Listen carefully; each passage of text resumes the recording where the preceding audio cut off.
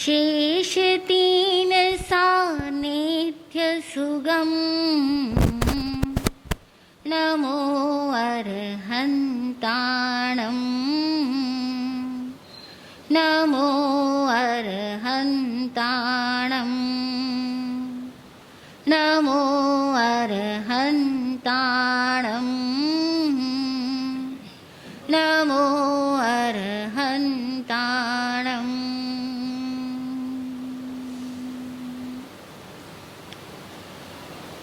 अरहंत परमात्मा निर्ग्रंथ सद्गुरुदेव आगम वाणी को भाव वंदना। लोक में मौजूद समस्त गुरु शक्तियों, दिव्य शक्तियों, सहयोगी शक्तियों के प्रति आभार आभार आभार। उपस्थित भव्य आत्माओं की भव्यता को प्रणाम। अध्यात्म का मार्ग अनादि अनंत काल से है। ऐसा कोई समय नहीं आया जबकि इंसान के भीतर में अध्यात्म की खोज न रही हो। हर युग में किसी न किसी इंसान के भीतर खुद को जानने की, समझने की और खुद के वास्तविक स्वरूप को उपलब्ध होने की तड़प रही है। हाँ, लाखों करोड़ों में एकाध इंसान चाहे रहा हो। सारे लोगों में यह तड़प न आज है न तब थी जब धरती पर भगवान महावीर मौजूद थे, और न तब थी जब धरती पर भगवान आदिनाथ मौजूद थे।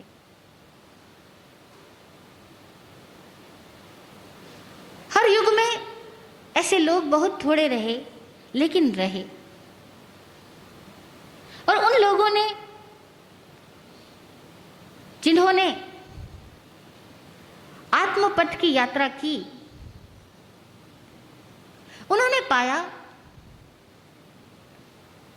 कि यह भीतर की यात्रा भी इतनी आसान नहीं है।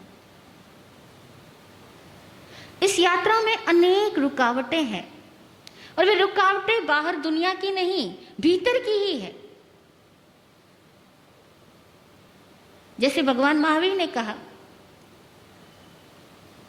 कि आत्मा का विभाव ही आत्मा का शत्रु है,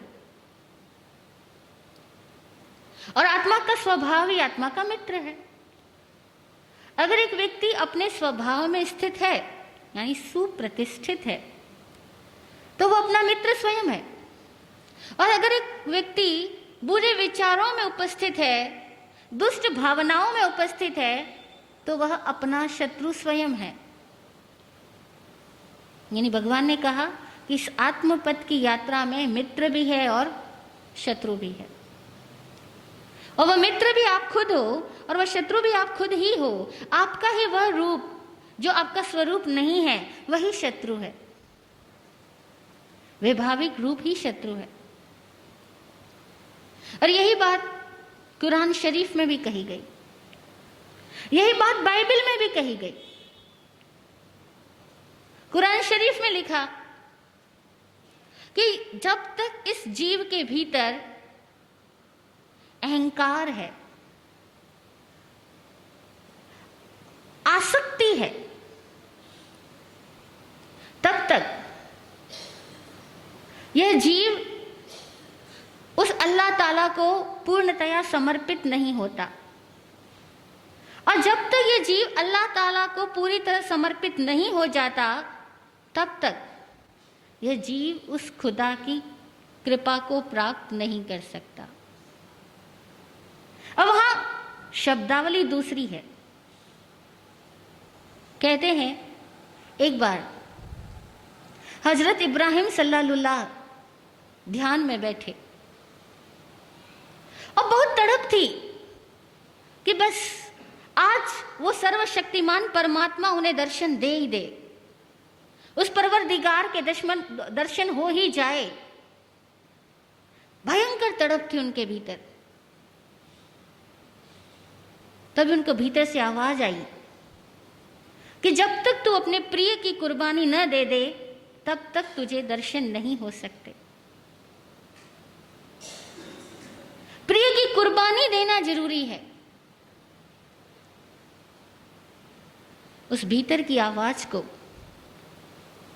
उन्होंने सोचना शुरू किया कि मेरा प्रिय क्या है जिसकी मैं कुर्बानी करूं। उस अल्लाह ताला के मार्ग में वही व्यक्ति गति कर सकता है जो इस संसार में किसी और जगह पर अपनी प्रियता को बांध करके नहीं खड़ा है। जब तक वो कुर्बानी नहीं करेगा उसे परवरदिगार के दर्शन नहीं हो सकते। लेकिन इंसान हर युग में एक भूल करता है, और वो भूल यह होती है कि ज्ञानियों के वचनों को हमेशा ही स्थूल अर्थों में समझने की कोशिश की जाती है, द्रव्यात्मक रूप से समझा जाता है, भावात्मक रूप से नहीं समझा जाता। यही कुछ गलती उनकी जिंदगी में भी हुई।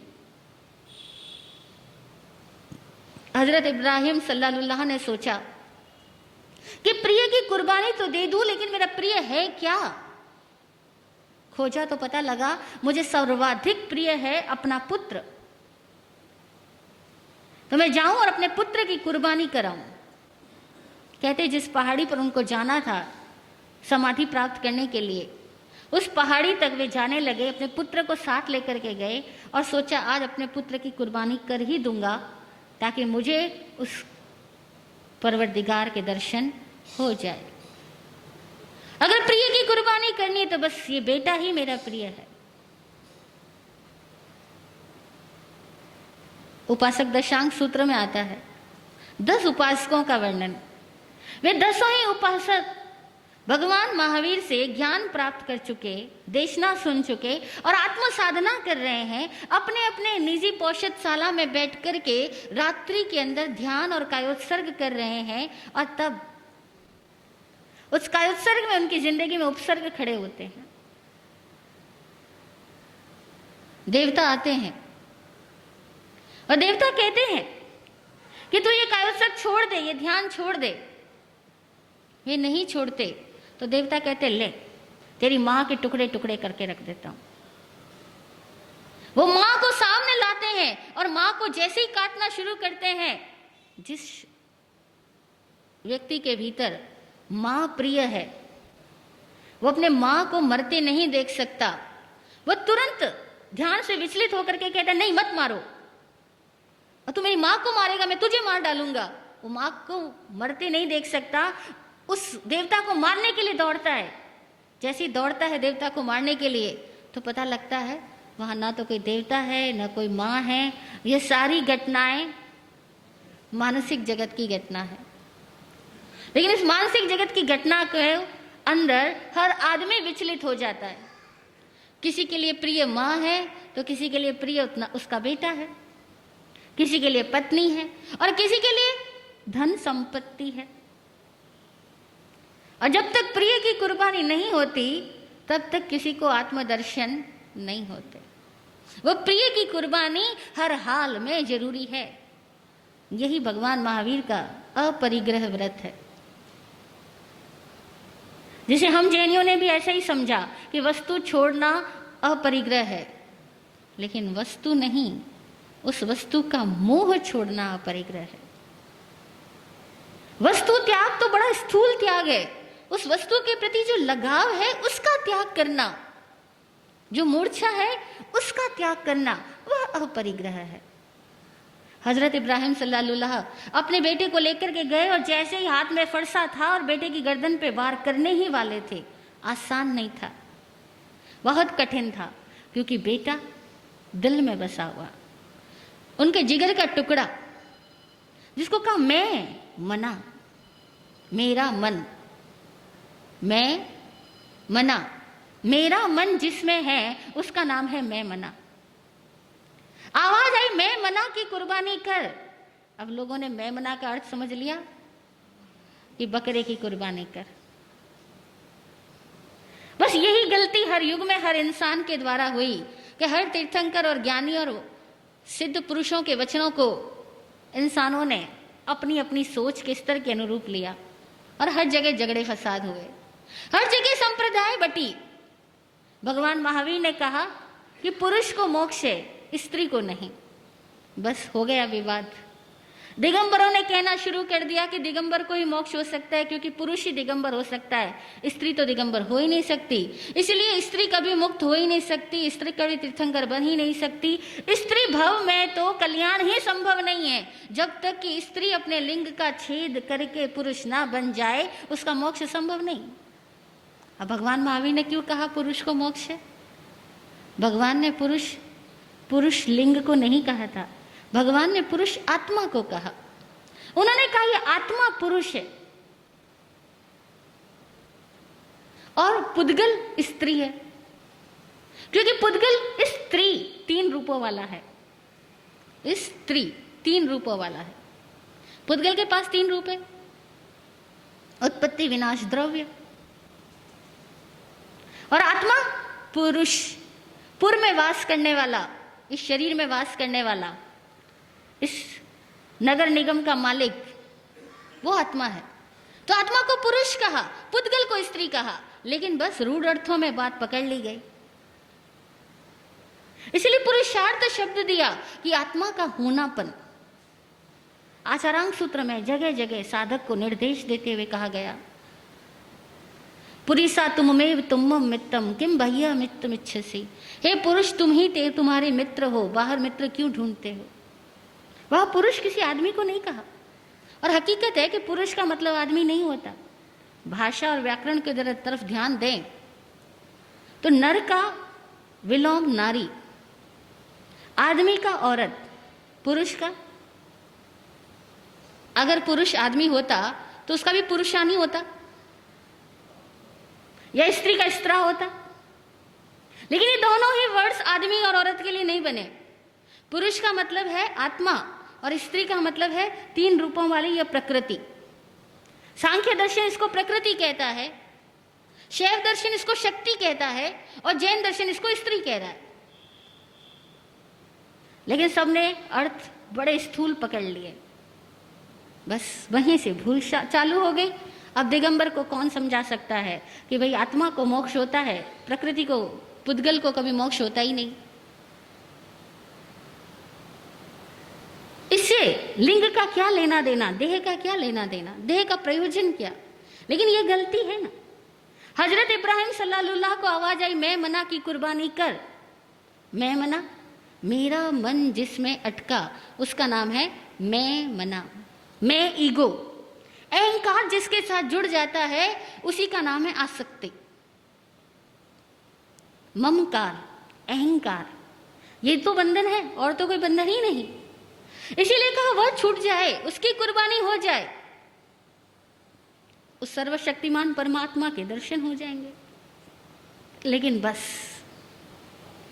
फरसा उठा, बेटे की गर्दन पे गिरने ही वाला था कि अंदर से आवाज आई रुक जा बंदे। कुर्बानी हो गई, गर्दन पे वार हुआ, उसके पहले आवाज आ गई रुक जा, ठहर जा। कुर्बानी हो गई। कैसे हो गई कि तू मारने को तत्पर हुआ, यानी कि तू उसको छोड़ सकता है, और जिसको तू छोड़ सकता है उसका तू मालिक, जिसको तू छोड़ नहीं सकता उसका तू गुलाम। और जब तक तू संसारिक किसी चीज का गुलाम है तब तक तू उसकी बंदगी क्या करेगा। सर्वशक्तिमान की राह में बाधा है तो तेरी आसक्ति, बाधा है तो तेरी प्रियता, और इस प्रियता को छोड़ना जरूरी है, क्योंकि प्रियता में कहीं शरणा नहीं, कहीं सुरक्षा नहीं, प्रियता में कभी आनंद नहीं, प्रियता में हमेशा दुख ही होगा। और आज दिन तक का नियम है कि हर इंसान ने दुख वहीं से पाया है जहां उसका लगाव है। लोग कहते हैं ना कि अपनों ने हमें लूटा, गैरों में क्या दम था। अपनी किश्ती भी वहां डूबी जहां पानी कम था। हर आदमी की जिंदगी में यही होता है, अपने ही लूटते हैं, गैरों में क्या दम है। उस दिन वो बात उन्हें समझ में आ गई, चाहे लेट आई लेकिन आ गई, और हजरत इब्राहिम सल्लल्लाहु का ध्यान घटित हुआ, और उसके बाद वो अपनी उस धारा के तीर्थंकर हुए, अपनी उस धारा के मास्टर हुए, और उन्होंने लोगों को कहा मैं मना, उसको छोड़ना है, उसकी कुर्बानी करनी है। लेकिन वही बात हो गई, आदमी ने मेमना को बकरा बना दिया। और बताओ जरा, उस सर्वशक्तिमान परमात्मा को क्या बकरे के खून की प्यास होगी?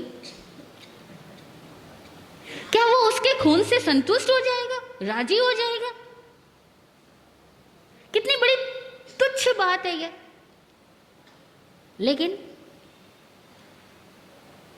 हर युग में यही हुआ, और हर आप्त पुरुष के साथ यही हुआ कि उसके वचनों को गलत समझा गया,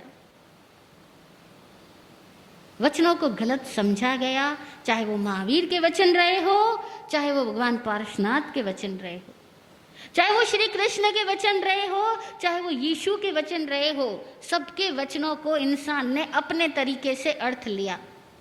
और तभी तो इतने भेद है। तीर्थंकर पैगंबर अवतार आते हैं, चले जाते हैं, लेकिन इंसानों की खोपड़ियां पहले जैसी थी वैसी ही रह जाती। कुछ लोग ही बदल पाते हैं, लेकिन कुर्बानी जरूरी है। और कुर्बानी है मैं मना की। अपना मन जहां स्थिर है, जहां अटक गया है, जहां मन अटका है, बस वही बंधन है। बाकी दुनिया में कोई वस्तु, कोई पदार्थ, कोई व्यक्ति हमारे लिए बंधन रूप है ही नहीं। हमारे लिए बंधन वही है जहां मेरा मन अटका। इसीलिए भगवान महावीर स्वामी से जब पूछा गया, भगवान मुक्ति का मार्ग क्या, तो भगवान ने कहा बंधन को जान ले, मुक्ति हो जाएगी। अपने बंधन को जान, मुक्ति हो जाएगी। अपने बंधन को जान, दूसरों के बंधन जानने को नहीं कहा। और सबके बंधन अलग अलग है। हम सबका मन कहीं अलग अलग स्थानों पे अटका हुआ है। किसी का खाने में अटका है, किसी का कपड़ों में अटका है, किसी का इज्जत शोहरत पाने में अटका हुआ है, किसी का अपने घर परिवार के किसी सदस्य में अटका हुआ है, तो किसी का किसी और व्यक्ति में अटका हुआ है। लेकिन जहां भी व्यक्ति, वस्तुवाद, विचार में हमने प्रतिबद्धता कर ली, बस वही बंधन हो गया। इस अपरिग्रह व्रत को समझें, यही कुर्बानी है। इस कुर्बानी को समझे, यही अपरिग्रह है। और ये यही बात कह रहा है कि मूर्छा छूटे, ममता छूटे। आचारांग सूत्र कहता है, जे ममाय मयिम जहाई से जहाई ममायम, कि जिस व्यक्ति ने ममत्व की बुद्धि छोड़ दी, उसी व्यक्ति ने अपरिग्रह को पा लिया। उसी व्यक्ति का त्याग है जिसने ममत्व की बुद्धि छोड़ी। अन्यथा तो लोग देने के बाद भी कहाँ ममता छोड़ते हैं, देने के बाद भी कहाँ ममता छूटती है। और देने वाला तो बल्कि दे करके भी अहंकार पाल लेता है कि मैंने दिया, वहां भी मैं आ गया, बंधन फिर रह गया, बाकी ही रह गया। इसीलिए कहा भौतिक त्याग नहीं, मूर्छा त्याग अपरिग्रह है। मोह का त्याग अपरिग्रह है। और मोह का त्याग ना तो केवल छोड़ने से घटित होता है और न वस्तु को पास में रखने से घटित होता है। मोह का त्याग घटित होता है गुरु कृपा से प्राप्त सम्यक दर्शन से। वो गुरु कृपा और वह सम्यक दर्शन कैसे उपलब्ध होता है, इसकी बात हम आने वाले समयों में करेंगे। आज इतना ही। ओम शांति, ओम शांति। पृथ्वी